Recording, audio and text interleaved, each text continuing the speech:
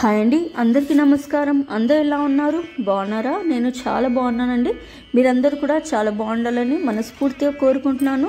ఈరోజు ఈ వీడియోలో 2024 సంవత్సరంలో వసంత పంచమి ఎప్పుడు, ఏ తేదీన వచ్చింది, పంచమి తిథి ఎప్పటి నుండి ఎప్పటి వరకు ఉంటుంది, వసంత పంచమి రోజున సరస్వతి దేవికి పూజ ఏ సమయంలో చేసుకోవాలి, అలాగే వసంత పంచమి రోజున పిల్లలకి అక్షరాభ్యాసం చేయించాలనుకుంటే తప్పనిసరిగా ముహూర్తం అయితే చూసుకోవాలి.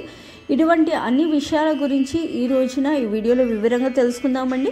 మన ఛానల్ని ఫస్ట్ టైం చూసుకునే వాళ్ళు లైక్ చేయండి, షేర్ చేయండి, అలాగే సబ్స్క్రైబ్ చేసుకోండి. ఇంకా ఆలస్యం చేయకుండా వీడియోలోకి అయితే వెళ్ళిపోదాము. మాఘమాసంలో వచ్చే శుద్ధ పంచమి రోజున సరస్వతి దేవి పుట్టినరోజుగా మనము జరుపుకుంటాము. దీనినే వసంత పంచమి, శ్రీ పంచమి అనే పేర్లతో పిలుస్తారు. సరస్వతి దేవి జ్ఞానప్రదాత.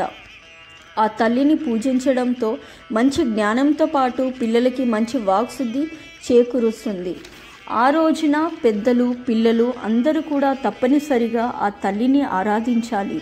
ఈ రోజున చిన్న పిల్లలకి అక్షరాభ్యాసం చేయించడం వలన అమ్మవారి అనుగ్రహం కలిసి వారికి చక్కని విద్యాబుద్ధులు, ఆలోచన శక్తి, జ్ఞానశక్తి కలుగుతుంది.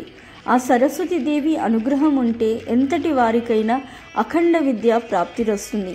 ఇంతటి విశిష్టత కలిగి ఉన్నటువంటి వసంత పంచమి 2024 సంవత్సరంలో ఫిబ్రవరి నెలలో ఎప్పుడు వచ్చిందో ఇప్పుడు తెలుసుకుందామండి.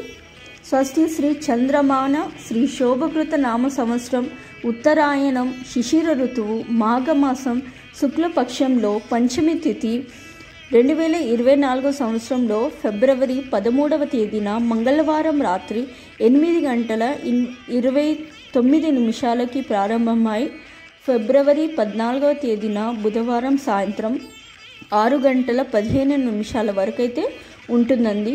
14వ తేదీన పంచమి తిథి మనకు సూర్యోదయం టైంలో ఉంది కాబట్టి ఫిబ్రవరి 14వ తేదీన మనము ఆ రోజున వసంత పంచమి పండుగను జరుపుకోవాలి.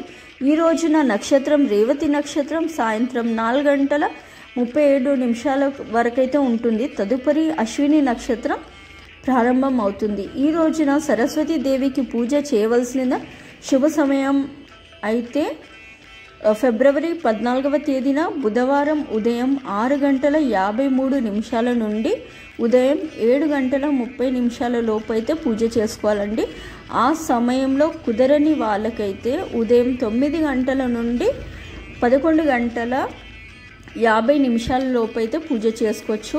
అలాగే ఈ వసంత పంచమి రోజున చిన్న పిల్లలకి అక్షరాభ్యాసం చేయించడానికి ముహూర్తాలు, శుభ సమయం శాస్త్రాల ప్రకారం, పెద్దలు చెప్పిన ప్రకారం చూసుకున్నట్లయితే ఈ వసంత పంచమి రోజున, అలాగే దసరా శరన్నవరాత్రులలో వచ్చే మూలా నక్షత్రం ఎవరికైతే వారి వారి పిల్లలకి అక్షరాభ్యాసం చేయించాలని అనుకుంటున్నారో వాళ్ళు ఎటువంటి ముహూర్తంతో కానీ, వర్జ్యంతో కానీ, రాహుకాలంతో కానీ, యమగండంతో కానీ, దుర్ముహూర్తంతో కానీ ఇలా ఏమి చూసుకోవాల్సిన అవసరం లేకుండా ఆ 2 రోజుల్లో ఉదయం నుంచి అంటే సూర్యోదయం నుంచి సూర్యాస్తమయం లోపల ఎప్పుడైనా సరే ఏ సమయంలో అయినా కూడా చిన్న పిల్లలకి అక్షరాభ్యాసం చేయించుకోవచ్చండి. పెద్దవాళ్ళు అలాగే శాస్త్రాల్లో సూచించడం అయితే జరిగింది. అలాగే పిల్లలకి అక్షరాభ్యాసం చేయించేటప్పుడు వారికి తెల్లని వస్త్రాలు ధరింపజేసి పిల్లలతో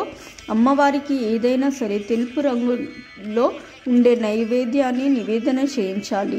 ఆ రోజున సరస్వతి దేవిని తెల్లని పుష్పాలతో పూజించాలి. తెలుపు రంగు వస్త్రాలని సమర్పించి చందనాన్ని, పేలాలు, నువ్వుల ఉండలు, అటుకులు, చెరుకు ముక్కలని నివేదన చేయాలని స్వయంగా సాక్షాత్తు శ్రీ మహావిష్ణువు నారద మునికి చెప్పినట్లుగా మన పురాణాల్లో చెప్పబడింది.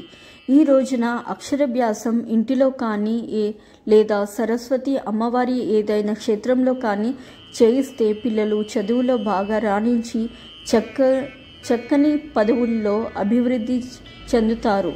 ఈ రోజున ఓం సరస్వతియే నమః అనే నామాన్ని 108 సార్లు జపించినా కూడా మంచి ఫలితాలని పొందుతారు. సో ఇదండి ఇవాల్టి వీడియో. మీకు నచ్చినట్టయితే లైక్ చేయండి, షేర్ చేయండి, అలాగే సబ్స్క్రైబ్